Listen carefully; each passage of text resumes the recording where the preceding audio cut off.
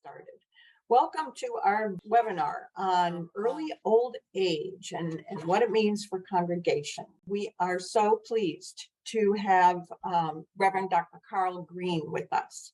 And he has done some really interesting research on early old age. And so without taking any more time, I will turn things over to him. Well, thank you so much for this invitation, and thank you for the opportunity to join with all of you today. And I think we'll jump right into the slide presentation, in which I want to start with thinking about this idea of early old age and what it means for redefining older adult ministry. Now, this slide is a little bit blah. I created this. I can say that. It's kind of blah, right? There's no graphic. There's nothing to it. I hope it brings out the idea that there is a story behind this. So for me, one of the significant reasons I became interested in studying spiritual formation in early old age is my friend Richard. Richard left the church early adult years, or maybe a little bit prior, and really kind of wandered from Christian faith in general. And when he was entering early old age, kind of that entering retirement, semi-retirement phase of life, he started having spiritual questions and asking those questions. And in that process, it raised all sorts of questions for me of, where is the church? And actually, Richard asked me, where is the church for him? Is he being invited into the church as he has these spiritual questions? That's what I want to walk through today, is the opportunity that we have as a church to reach in and engage in this new cultural phenomenon of early old age. But I don't want to lose the fact that there is a story behind this. All of us know Richard or multiple Richards. And it is our opportunity and our privilege to join God in his work of inviting people with spiritual questions at this time of life to engage into belonging in Christian community. So let's start wrestling with this idea of early old age a little bit more. We'll start by going to the next slide and thinking some about demographics of maybe you've seen this sort of idea of there is a movement of American population from a pyramid to a pillar. You can see 1960, the traditional pillar of as age increases, the amount of the population really narrows down. By 2060, we are going to have a pillar, which means there are a tremendous number of people who are going to be 65 and over. But I want to think more than just the numbers. Specifically in this 65 to 80 age bracket, what is being increasingly defined as early old age is a new cultural phenomenon. Let's go to the next frame to think about how this is a new cultural phenomenon. It's a robust elderly is some of how it's described, of this age 65 to 80, people who are still in good health overall. On average, this is a healthy group of people, very different than 100 years ago when you reach this age. This is also a segment of the population that has time affluence, in which there is a significant amount of time that is not enjoyed in other parts of life. Now, I realize this age bracket is full of activity, and many people talk about how they are busier than they've ever been in life. But generally, it's by choice. It's by the choices of how to invest that time rather than that being dictated. Also, research is indicating this is a spiritually sensitive season. That people entering this age bracket have questions like they haven't had since they were between age 4 and 14. This is a great window for inviting people into spiritual conversations. Now, one other piece of early old age right now is this is the baby boomer generation for us right now. This is a significant number of duns, right? Duns, people who grew up in the church, were religiously socialized, but left the church. The baby boomer generation statistically is the generation that left the church in unprecedented numbers and percentage. Never before, and so far not after, has such a large percentage of a generation left the church. Now, this disaffiliation is not just with church, but there's institutional suspicion in general. We'll talk about this more later, but there is movement away from formal organization. And that's a cultural shift that we need to be aware of. And that's why I have this picture on the side. This is a head frame for a mining operation. I live in Wisconsin now. In northern Wisconsin, there was significant mining like 100 years ago. And this is some of the remnant of what is left, this tremendous piece of machinery that could draw material from close to a mile underground. Amazing, amazing technological feat for the day, but it doesn't fit today. When it comes to early old age, I'm going to advocate that we can't design ministry for this age bracket as we have formed ministry in the past. There are cultural changes, and this early old age bracket is something different than older age ministry traditionally. All right, let's not get bogged down too much. So what I want us to stay focused on is the goal of this discussion is not how to get people to transfer from one church to another. The goal is there is this huge group of early old age baby boomers today who left the church, who have spiritual questions. How can our congregations invite them to a place of belonging? All right, let's go on to this next slide. I've got a little bit more boring statistics, and then we'll get to some more application. So here, this is based on the Wisconsin longitudinal study. People who are now well into their 70s have been filling out surveys across decades. And this provides an interesting snapshot of what I'm talking about, of institutional suspicion. So notice spirituality increases. People who say that they are extremely spiritual at age 65, about 21% of respondents.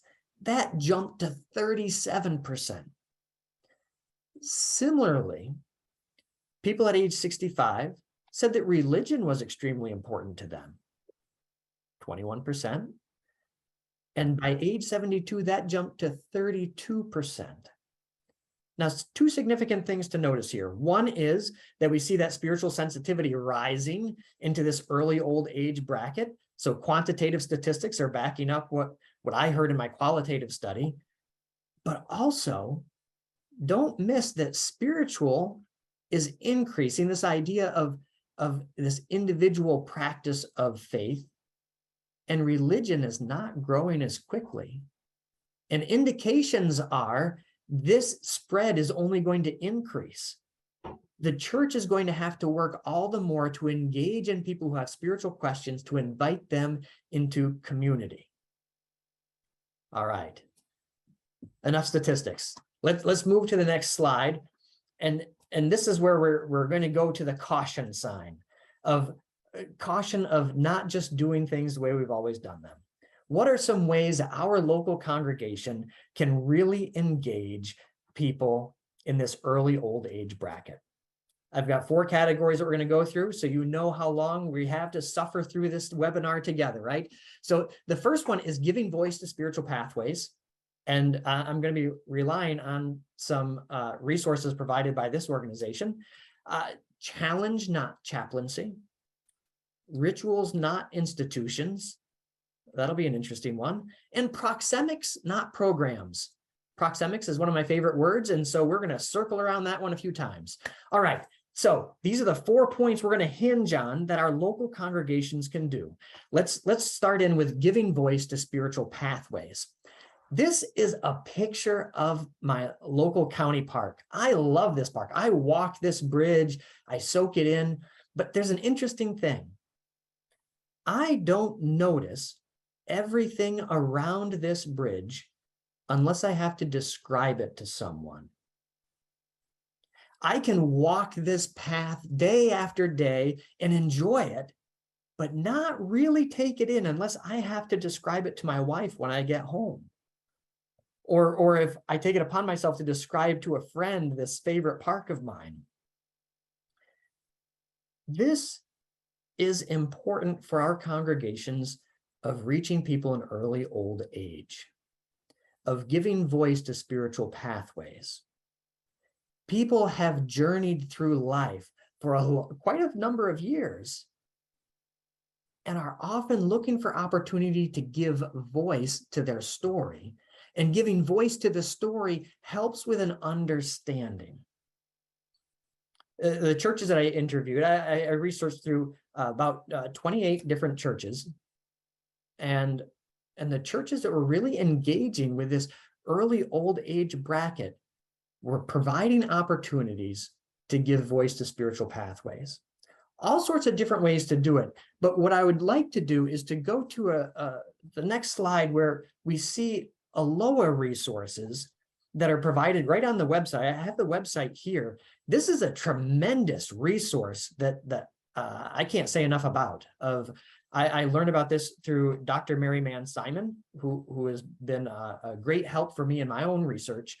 And this was done by Nick Weiss of how to help people tell stories. What are some questions to cue up the stories? Now, notice these questions of who first told you about faith? What do you remember?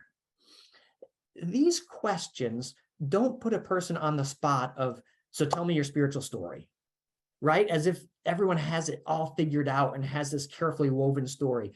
These questions help people kind of look through their photo album and start describing what's been going on. Now, something that I would advocate in my research, what I found interesting was people who are reaching baby boomers who have left the church and now thinking about returning in early old age would focus on questions in the beginning and middle section. These are people who are distanced from the church and are not so sure about where they stand faith-wise. They're reconsidering. By asking these questions, not so much to have people tell their story as a polished story at this point. This is to get them to start describing what they've seen throughout their life. So see how faith stories can have kind of a two pathway sort of deal. One is there are some people who are motivated. They want to tell their grandchildren. They want to tell other people that they know their life story. And faith stories are awesome for that. But it is also an amazing mechanism. Mechanism makes it sound so formulaic. Let's not go with that. More of an invitation to conversation for people who have left the church, people who are reconsidering faith. This allows them to tell their story without having to have it all polished first or to even reach some sort of destination. This gets them thinking and describing. So this is the sort of tool that a number of churches are using to engage this group of potentially returning baby boomers, early old age. Now, another avenue to go with giving voice to spiritual stories is on the next slide is spiritual genograms. So I'm not sure if any of you have done a spiritual genogram. These are really kind of interesting. Genealogy tends to be something that interest quite often increases with age. There's been some indications that there's a lot of interest in genealogy, especially as we get older. This can be linked with spiritual genograms of make your family tree and then talk about, well, what was the faith like of your dad and your mom? What did they practice? What about your uncle and aunt? This doesn't necessarily need to be like the perfect role models, but it gives an idea of what have been the influences in my life. What are people that I would like to emulate? And what are some of their faith stories that impact me? This is another tool to get people thinking about story and using interests that people already have.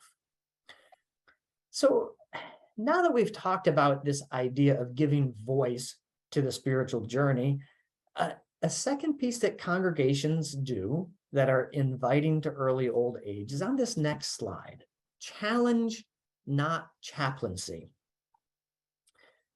This is an important phrase, but it's also loaded. I want to be careful because chaplaincy is required. We all have times where we need to have places, safe places we can go for healing, for working through those hard places in life.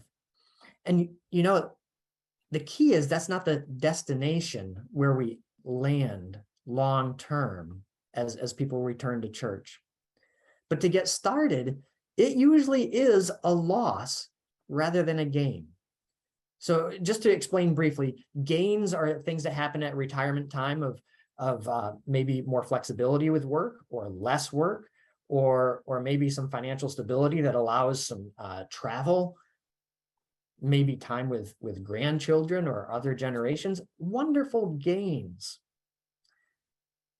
It's hard for the church to compete with a vacation home. Let's be honest.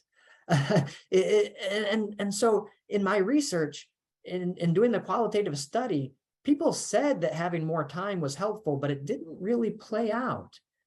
What engaged people more in the church as far as a first step were losses, especially a loss of a loved one or their own health or some relationship losses. This sign is of an upside down high water mark. It's like we reach the high water and then we have some losses and it feels like that flips, like the high point, we're now sinking. And it's those places where people search out a safe place where they can process the losses that are going on. So there is a chaplaincy piece that needs to be open for people to come in to process their losses, and a church is a safe place for that. But my research indicates the churches that are really reaching this early old age bracket don't stop there. So on the next slide, we get the idea of that chaplaincy is the point of reconnection, but then there's a challenge for long term. This challenge is my daughter jumping off of a rock into water, taking the plunge, right? My research indicates these churches that are reaching early old age provide opportunities, maybe a small group for people to process grief and loss. But if they stopped there, they found that it was more of a therapeutic deism, more of a, will kind of provide a kind of a fuzzy picture of God, and you'll feel better on the other side. And once you start to feel better, people will generally kind of move away because they don't see the point of church at that point. With a challenge that provides missional purpose to continue to engage, and they have relationships now. So these early old age churches are moving from chaplaincy to provide care during a season of losses, but also challenge to invite people to invest their skills, their talents, their abilities, this time affluence into purpose-filled ministry. Now, if we go on to the next slide, this statistic is pretty interesting of only 1/4 of Americans, it has a Canadian statistic here, have volunteered in retirement. But notice the small percentage. So we notice a small percentage that are engaged, but 89% say they should help. Think about this opportunity for churches to invite people into missional challenge. There is a hunger to do it. There's a sense of we should be doing this, but it's not happening. But I think that we have a problem as churches. On the next slide, you'll see one of the opportunities that we have to jump in. And I advocate youth ministry for early old age. Boy, doesn't that sound exciting? Think about this. We invest all sorts of resources into youth ministry, which is critical. But shouldn't it be paired with ministry for the people investing in youth ministry. So our challenge is to impact next generations. This is one of the key driving pieces for people in early old age. A number of statistical studies have demonstrated that there is an interest in investing in next generations, especially grandchildren or grandchildren-ish, people of that generation. Now, our churches quite often have intentional design for youth.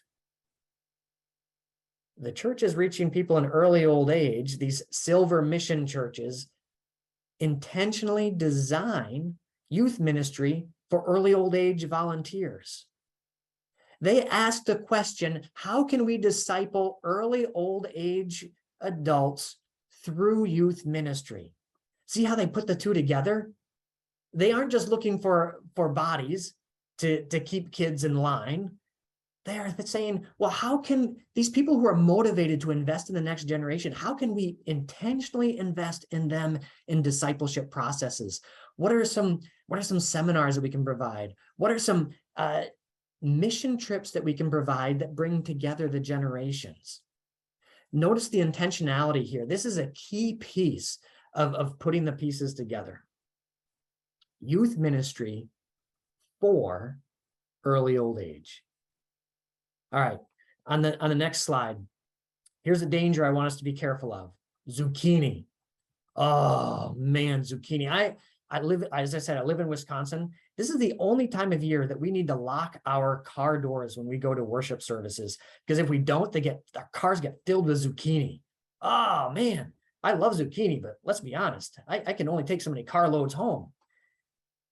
This is sometimes how we treat missional ministry. We get this idea of, well, this is what the church needs to get done.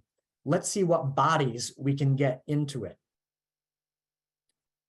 We use people rather than stewarding their gifts.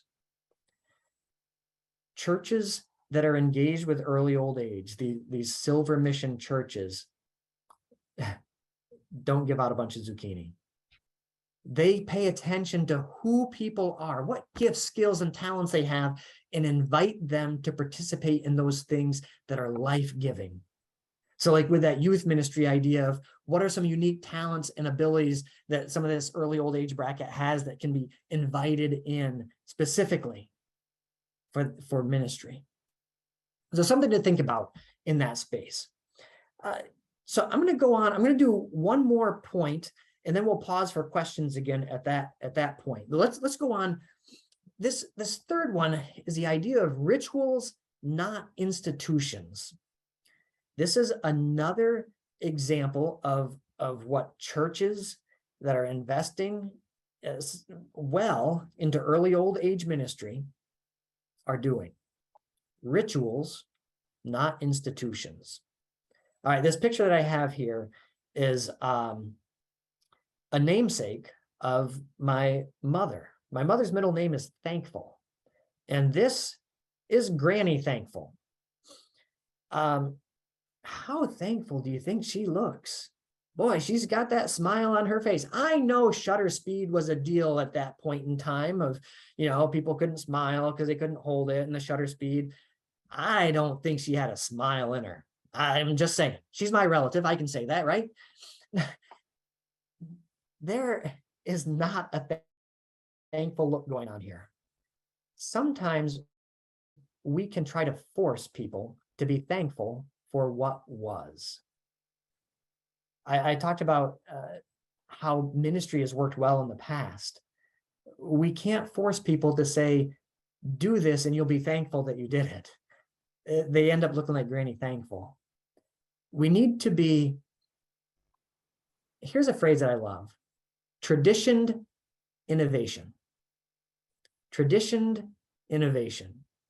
In which we try new things, but it's still rooted in tradition. It's still rooted in who we are. I think in older age ministry, as we grapple with this cultural phenomenon of early old age, it is critical for us to do that. And that means that we hold on to rituals, but our institutions are going to look different. Let's go on to the next slide. Again, we looked at this before. Remember, spirituality rose a lot, and religion did not rise as much. And there's cultural indications that divide is only going to increase. So as churches, we've got to ask ourselves, well, are we inviting people to institutions, or are we inviting them into a living church?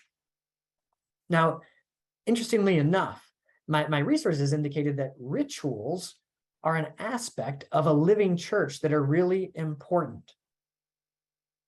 So let's go on to the next slide.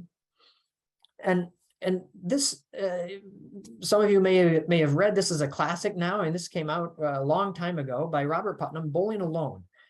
Kind of a sociological view of our shift away from formal organizations. His example was bowling.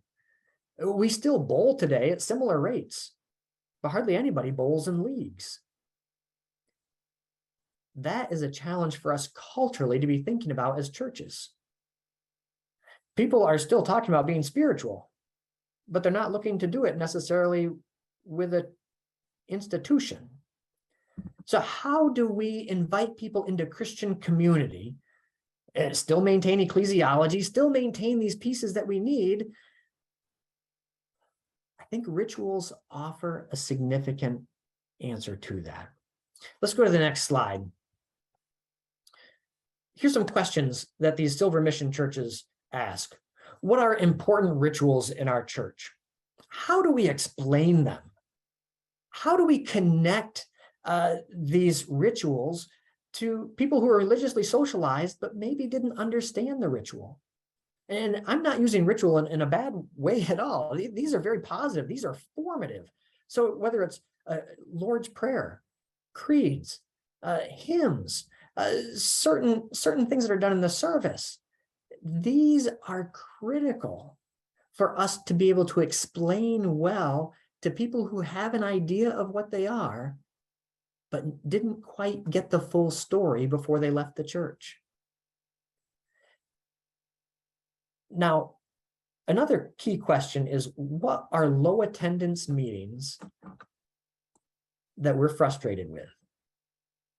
And instead of blaming people for not showing up, we ask ourselves as a church, what can be changed to make it more purpose-oriented, to make it activity-oriented, right? With this cultural shift.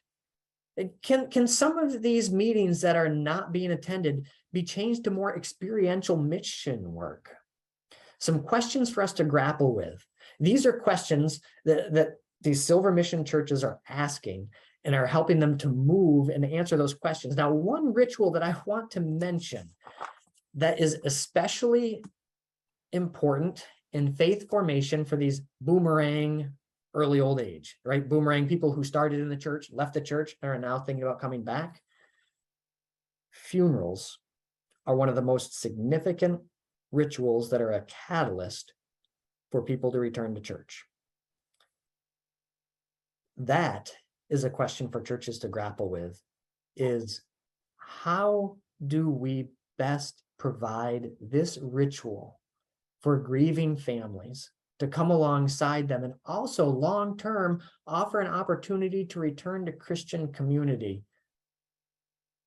So those are some key questions when it comes to the ritual piece. I'm going to pause here before going into the last point to take a couple of questions if there are any. There are. And one is back on the losses. And Reverend Lois Sorensen asks, you mentioned death, divorce, dislocation, and another D. And she could not remember what that was. Right, of decline in health. And so that could be our own health, or it could be the health of another person. And that is also, it's kind of interesting, of decline in health quite often led people to participate in a prayer group, like a small prayer group. And death quite often moved people into a grief support group, or a group that dealt with severe losses along those lines. So it's interesting. I'm glad for that question of clarification, because there are some interesting links of what can be provided also. Okay, and she also poses this question. There's only 2 youth in their congregation that come with their grandmother. What do you do? How do you engage that that intergenerational piece? Yeah, that's a good question. And sometimes the intergenerational piece is an easy one to walk into, and sometimes it needs to be designed to walk into more. Or maybe we say, for this season, the youth ministry piece isn't going to be a significant role for us. We can partner with another church with some of their youth work, but maybe we should focus more on some specific early old age outreach that would provide opportunity. Some churches would do some historical seminars, like some local history, especially how it interrelated with the church. Maybe some historical social justice pieces, or maybe some a local significant event that took place and how the church intersected with that. Again, kind of related to the genealogy piece, a lot of interest in local history among this group, especially as kind of making roots in this time of life. And so it's a key time that something like that could be offered. So youth ministry is a wonderful opportunity for intergenerational, and that can be provided to your own church, or pairing with another church or a community group. Or you can say, for this season, maybe we focus on early old age and do some things that would be specifically of interest to invite them in. I was just talking with a friend of, we invest a lot in youth. And let's be honest, most of them move away by the time they're 20, right? I'm in that season of life. Our kids seem to be moving all over the place. Why wouldn't we invest in a similar way in this 65 to 80 age bracket like we invest in youth? We know most of the youth are going to be moving away. What's wrong with investing deeply in this other similar time period in life? Just some things to think about. And I appreciate that question of how to make the most of intergenerational. And sometimes we can put our focus in other places. All right. We also have one suggestion on along those lines. James, he says, pair with a local school to provide that intergenerational piece. That is awesome. That is perfect, because so many schools have grandparent days, or a lot of schools have read to students and other aspects like that. What an awesome way for the church to bless the community. And also, I appreciate that example of pairing with the community. That's another piece that was of significance in my research, was this idea of investing into the community in ways that have an impact. Awesome example. Thank you for providing that. All right. Point number 4. Let's go on to the next slide. Proxemics, not programs. Oh, proxemics, what a great word. So this brings out the idea that not all ministry spaces are alike. So proxemics is the study of how we interact differently in social settings where the amount of space is different. So if I walked into this elevator with, let's say 6 of you, we would kind of understand that we're going to be uncomfortably close for a certain amount of time while we go up and down the elevator. Now, if I was in a grocery store and the same 6 of you were in the grocery store, and I tried to stand as close to you in the grocery store as we were in the elevator, you would feel pretty awkward. And, well, let's be honest, I would too. So there's certain places in which it's good to be close, and there's certain places in which socially we know that there's more distance. Now, this idea of proxemics has been moved into ministry, in which our ministry spaces are different. So a worship service, there is some different relational distance in a worship service.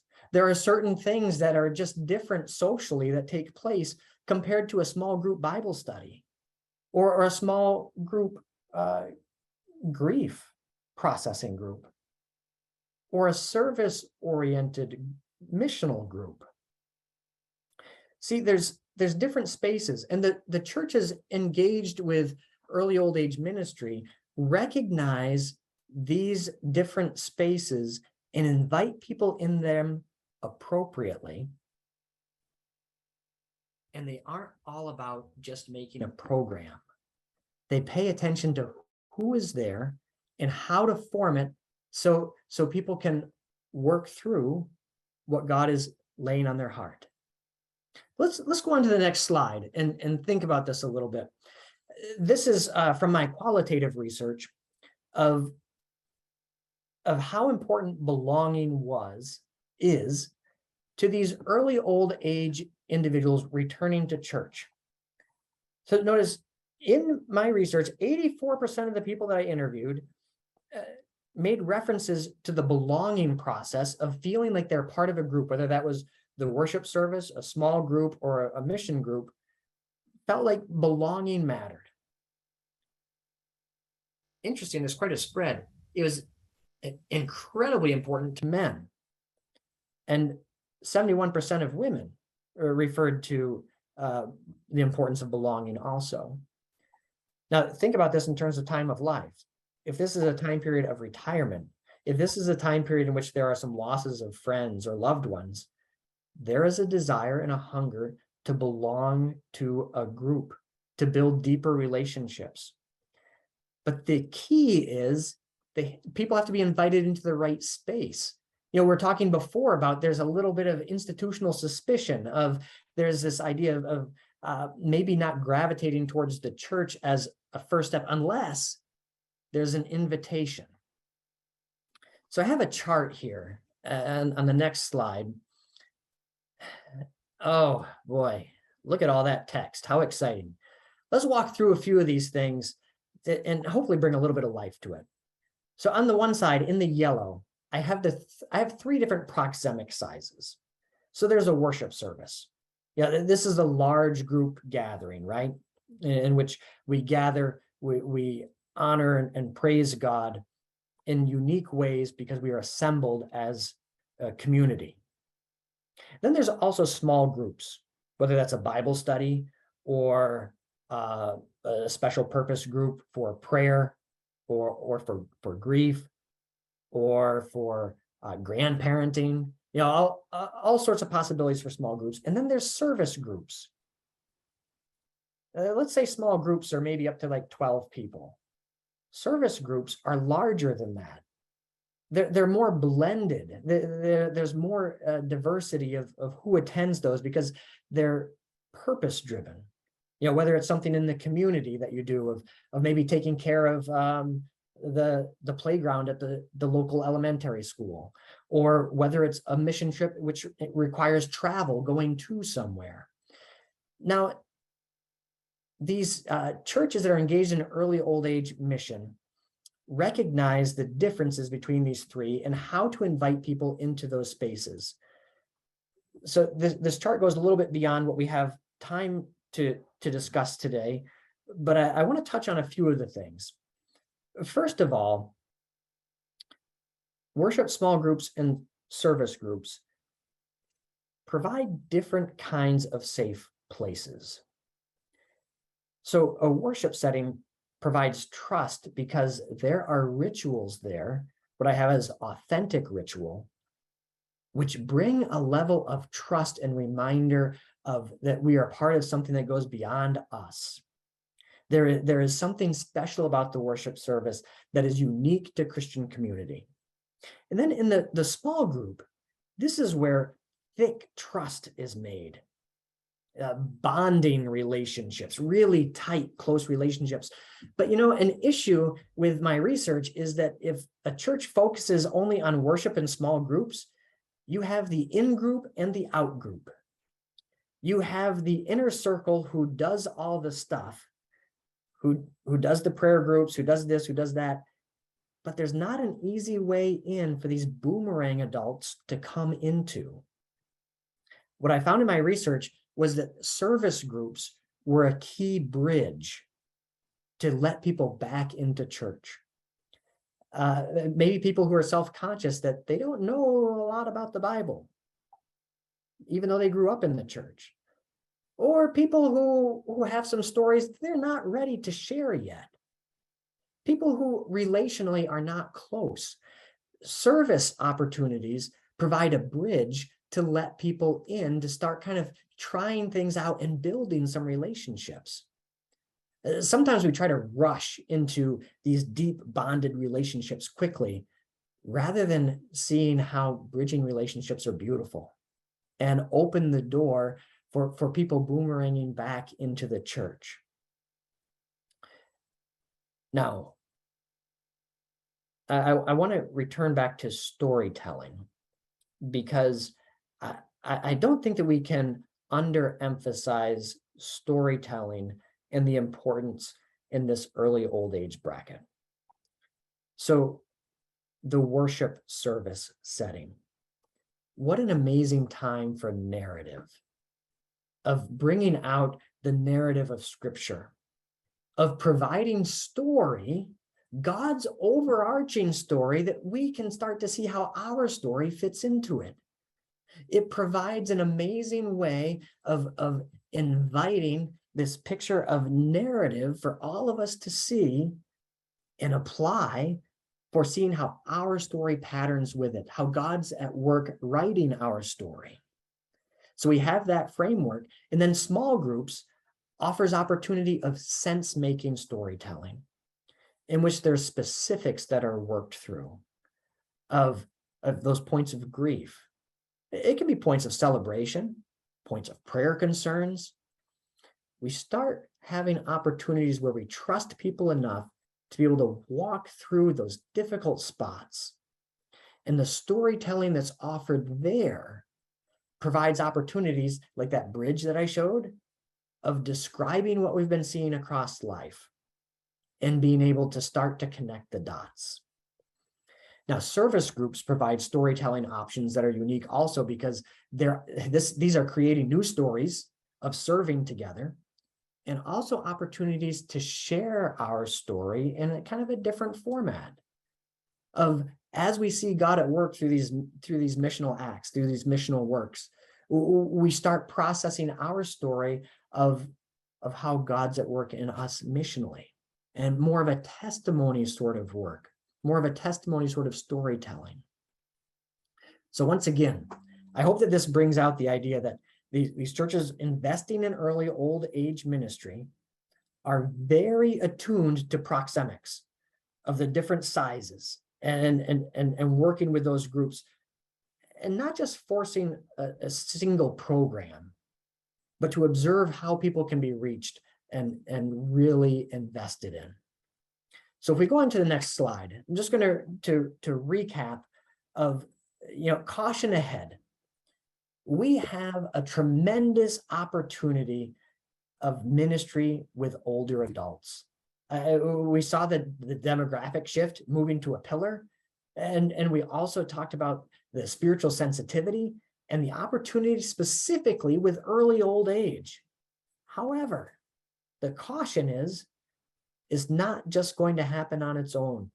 The churches that, again, this is based on the research that I've done, so you can quibble with it, but indications that I have seen point to the idea of giving voice to spiritual pathways, challenge, not chaplaincy, in which we minister with, not to. The third point was talking about rituals, not institutions. The idea of Christian community matters, but that we need to be careful in how we frame it. And the fourth was proxemics, not programs. On the last slide, we have the logo that I lifted off of the sponsoring organization's website. I love this. I think that this is fitting for ministry with early old age. Celebrate, equip, and serve. We celebrate with stories. We celebrate of walking through these spaces with people. We celebrate with challenge, but we also equip. We equip into what are these missional opportunities. We serve side by side. I love this. This offers all sorts of opportunities, but at the same time, is going to take a little bit of a different shape. It's going to have a little bit of a different look than 30 years ago. We have great opportunities, and God is at work in wonderful ways, inviting us to participate with him, specifically in this cultural phenomenon of early old age. All right, it looks like maybe we have a couple more questions we can take in here.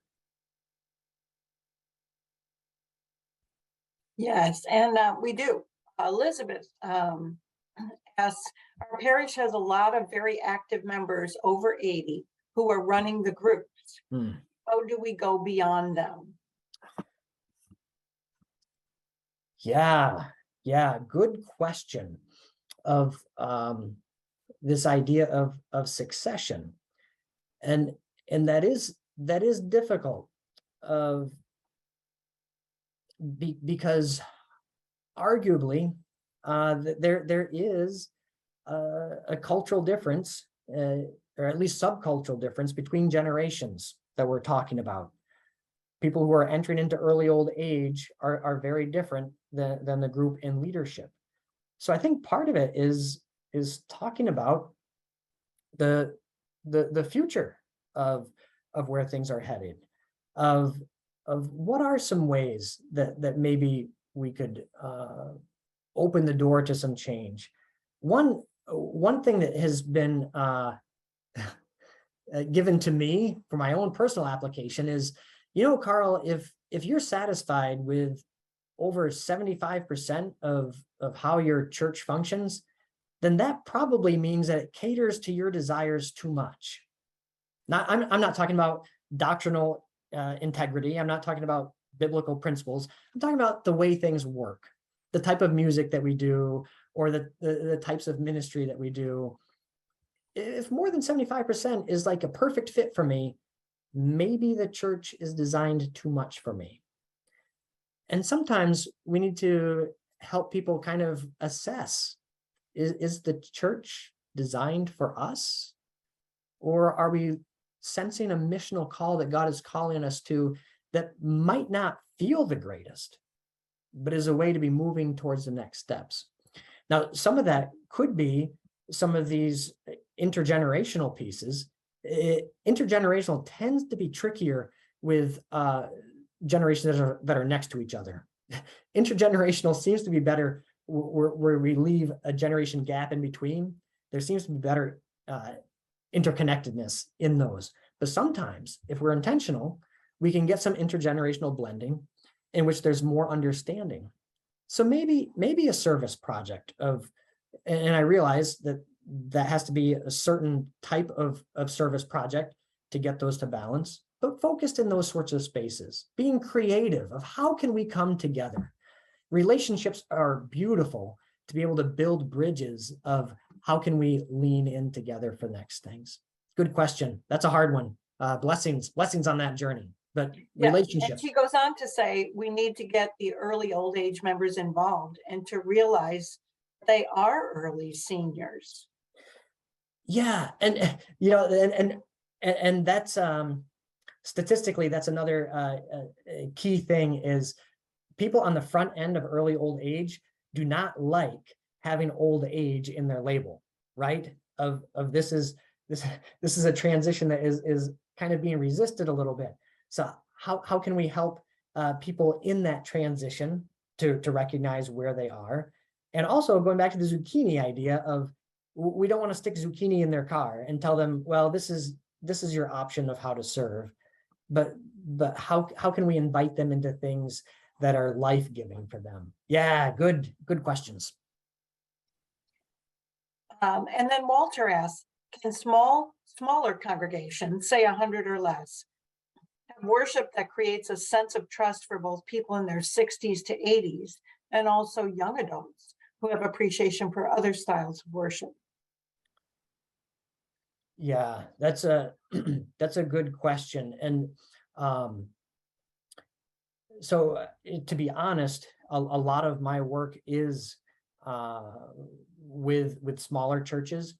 And so that does end up to be an interesting thing because smaller churches are not as age graded as other groups. Other groups kind of they're large enough so the age grades kind of fall out in certain ways, and there's more weaving with smaller groups to some degree to have that critical mass. I think that there's some opportunities for understanding, like in the worship service that was used as an example of being able to introduce certain liturgy or other pieces with explanations behind it, of talking about why we do what we do, and not just the oldest of things, but maybe maybe a slightly different tradition that some of the younger groups want, that they can have the opportunity to say, what is the significance to them of sharing those pieces. But that tradition to innovation, I think, is really important, because quite often we can find in our tradition something very similar to what we think is innovative today. And when we can cross that bridge, that quite often helps with intergenerational understanding. And again, the more that we can get people talking, the better. The more that they talk about, well, this is what is meaningful to me. And also, when we talk about change, it's important that we keep track of what is a loss that comes with certain changes. Instead of just saying, oh, this person doesn't want to change, we need to come alongside people and listen, well, what loss comes with that change, whether that's a change in the worship service or a change away from what someone desires, just being careful to listen in those spaces. So I'm coming back to relationship again, but one of the innovative pieces is being sure to allow people to talk about why this is significant to them and explaining the importance behind some of the traditions that we do and bringing life to those. Good question. And then Lois has a suggestion. Slowly develop as members see what they feel comfortable doing. Okay at nonprofit, which assists single head family with small children, like Big Brothers, Big Sisters, or CASA.